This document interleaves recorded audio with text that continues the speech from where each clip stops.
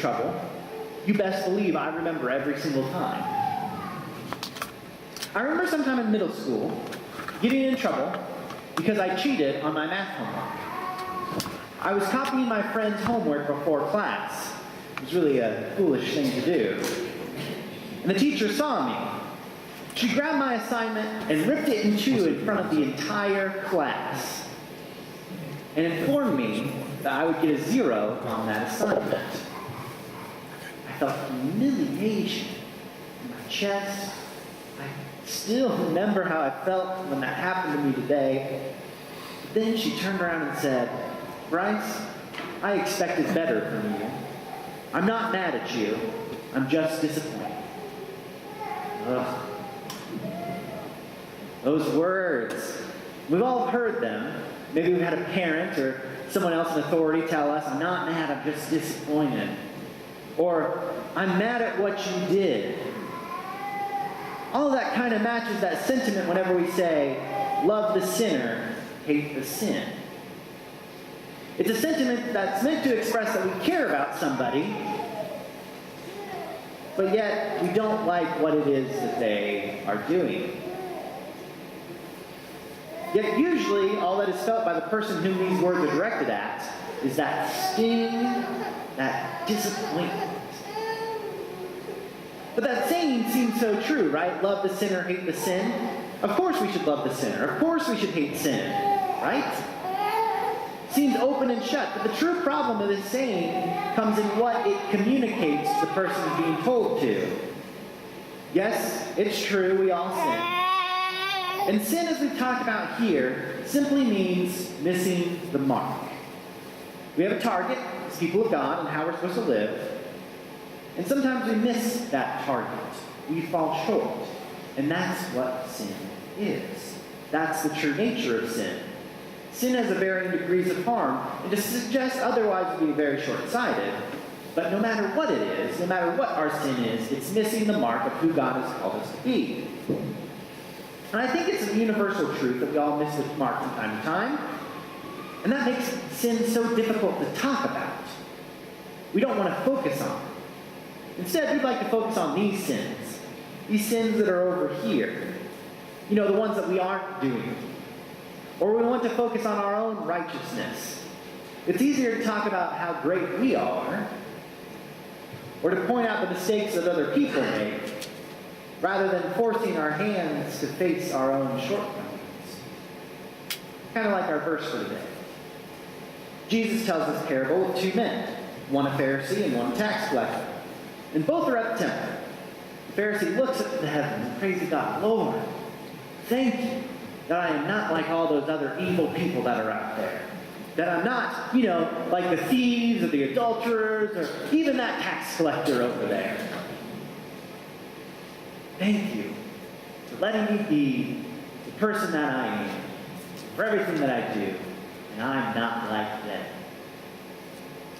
You see, tax collectors were often considered cheaters and manipulators of the system. They would often take advantage of those who were as fortunate as some.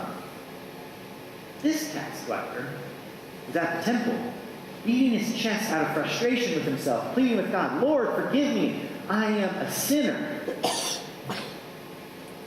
At the end of this parable, Jesus asks which one of them is justified. And the one that was justified was actually the tax collector. You see, the tax collector was the one who examined their own situation.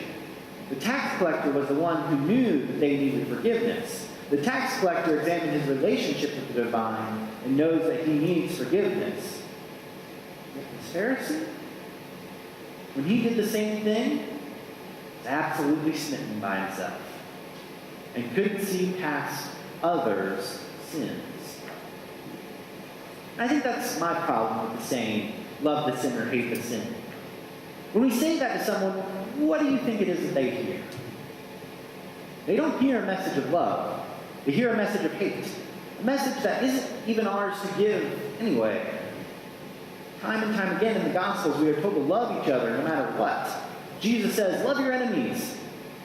Jesus doesn't say, "Love your enemies and tell them everything you hate about them." Because when it comes down to it, When we constantly pick up and pick on and point out one another's flaws, we are simply participating in a practice that this Pharisee trotted in, which is the practice of pride. We can become prideful of who we are. We are illustrating that pridefulness by pointing out where others fall short. Because, see, pride excuses us from our own shortcomings, and it disenfranchises and degrades others for theirs. Pride gets in the way of true transformation. Because when we turn to pride, we allow ourselves to stand right where we are instead of learning more about who someone is and what they're going through. Potentially even be able to show the love of Christ to them. So often we have people that we know that struggle with sins. We can all think of someone who's doing something that misses the mark of the Christian life. In fact, I think it's safe to say that we all know that. But oftentimes, when someone is struggling or committing sins that cause themselves harm, we don't face them as them. We face them as their sin. We let their sin define them in our eyes. When we pick on and focus on that sin instead of loving them and seeing them as more than sinners, we miss the point of what we are called to do. And often if we judge them based on their shortcomings, it keeps us from being able to help them or build a relationship with them.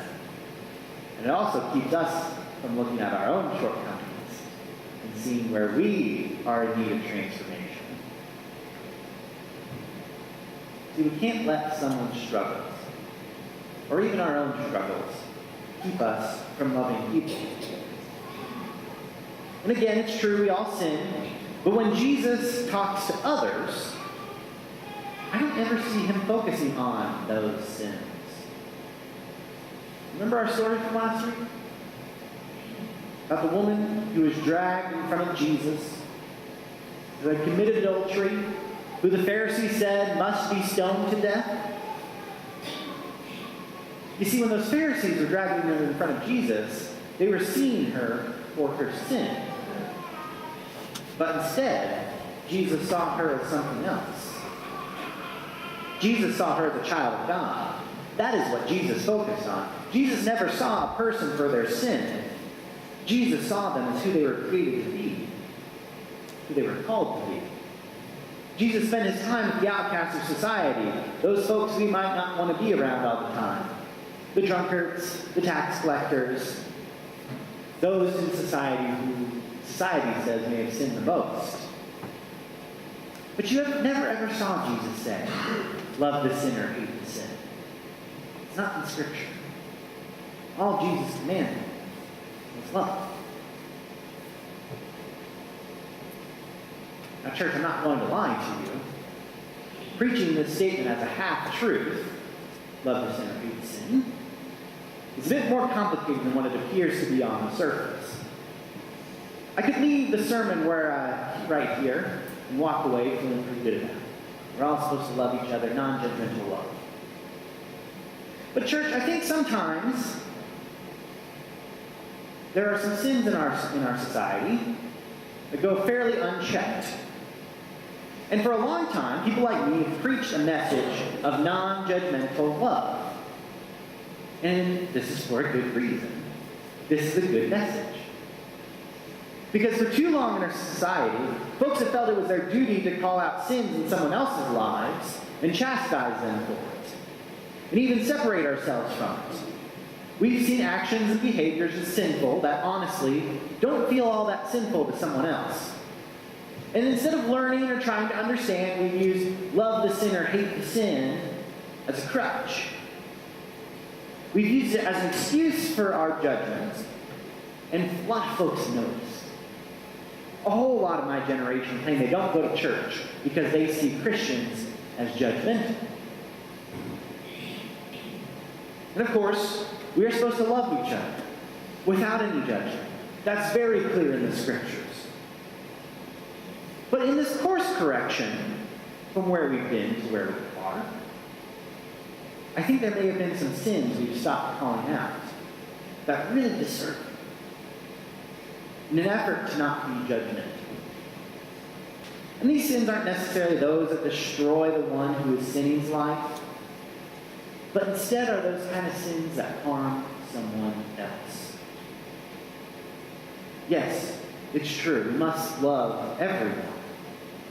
Well, what do we do when someone's actions, even those that we love, are harming someone else? A few years ago, I had a friend who said a very, very racist joke in our friend group. I'm not going to repeat it. But I can safely say that I think anyone in this room would agree that it was a racist joke. And it would cross a line and use words that are rightly considered a racist epitaph against those of Hispanic descent. And I remember in that moment being filled with, I don't really know how to describe it, but it was kind of this mixture of disappointment, shame, anger. And you see, I knew my friend wasn't a racist. I never heard him say anything like that in his entire life. But something inside of me, church, just wouldn't let this one go. I just remember looking at him and saying, "Are you serious? Really?" My friend looked at me and said, "What's your problem?" I just said, "You know what my problem is. I can't believe you'd say something like that. You know better than that." Afterwards, we were walking, just him and I. And he said to me, "I was really thinking about what you said. And you were right. That wasn't right of me to joke like that, and I'm sorry." And I remember telling him, "Look, you don't need to apologize to me. I know you're not a racist, but you messed up. I know you are better than that. And so do you." And I don't tell this story to make myself feel better, or to illustrate that I'm some sort of greater than thou pastor or some world leader or something like that. And to be honest, church, even though I had those feelings inside of me, I still felt kind of bad yelling at my friend like that. But church, for far too long, people like me have let jokes and statements and attitudes slip on by us. Those jokes, statements, and attitudes then turn into genuine feelings. Or even worse, those kind of jokes, statements, and attitudes are directed towards those who are degraded in the moment or morph into genuine actions that disenfranchise people. And when you hurt someone, you don't get to decide that you didn't. You see, I believe there's a difference between not being judgmental and sitting on the sideline when someone is being harmed by another's sin. And sure, did my friend's joke hurt someone in that moment? No. Did I see my friend any differently because of that joke? No. Do I judge him for it? No. Do I still love him? Of course I do. I know that my friend's heart did not reflect the words that he was saying. And as his friend, I wanted to do my part to make sure those words didn't become rooted in his heart, in our friend's heart, or even in my heart. Because I've had to examine the ways that I've done similar actions without meaning to. I still do. I'm working on it. I think we all need to. So that's why when I look at this half-truth, love the sinner, hate the sin, I can't see a little bit complicated. Isn't a black and white half-truth like some of the other ones that we said. Because it's true. We should love one another. After all, loving God and loving neighbor is the hinge point of our entire faith. Out of that love for one another, we must not judge one another. We're all dealing with our own problems. To pick out someone's issues and judge them for it is not the way Jesus lived or has called us to live.